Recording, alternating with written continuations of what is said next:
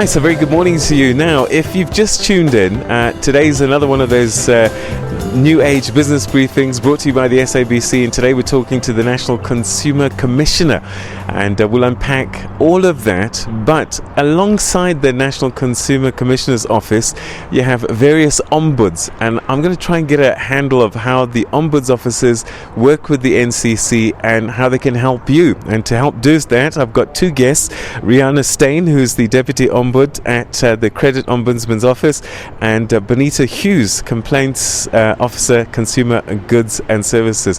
Thank you very much indeed, ladies, for joining me. Good morning. All right, let me start with you straight away. The NCC sits in its office. You, as a Deputy Ombud, have an office, particularly with credit. How do you work with each other? Where should consumers go when they've got drama? Okay, well, we work specifically with credit agreements and also with credit bureau listings. So the consumer goods is more when there's defective goods, problems with goods. So if somebody phones my office and I hear that they're complaining about the furniture they bought and there's an issue there, then I'll know to refer them first to the Ombudsman, and then they may refer it on to the Consumer Goods Commission. If there's a credit agreement also involved, then we may take the complaint. So in other words, they stop paying the credit agreement and now there's a collection issue because the goods were defective. So that's how we sort of work together on the same issue. All right, Bonita, what's the first steps that a consumer should do? You're a complaints officer, so you get all these all the time. Take us through the steps that as a consumer we should go through. I think it's best explained in the form of a pyramid. So the participant or supplier should always be the starting point. If they can't resolve it, they must come to the Consumer Goods and Services Ombud.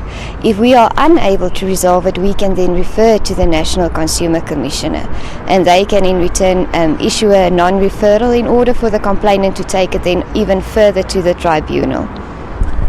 One big thing that has come out is this credit amnesty, and I think a lot of people think that this is a blank check to start again and be merry again. Just very briefly tell us what's happened this time around and how it works. Well, the credit amnesty is not something that a consumer needs to apply for. It is regulations that ordered the credit bureaus to delete certain information, negative information, from the consumer's profile. So default information. So millions of negative information items were removed. It benefited a lot of consumers because suddenly their records looked clear, so they can now go and apply for credit again. If they can't afford the credit, then it's not a good thing if they just use this to go and apply for credit they can't afford. But it will help some people to get jobs, to maybe to get that necessary credit to just improve their lives.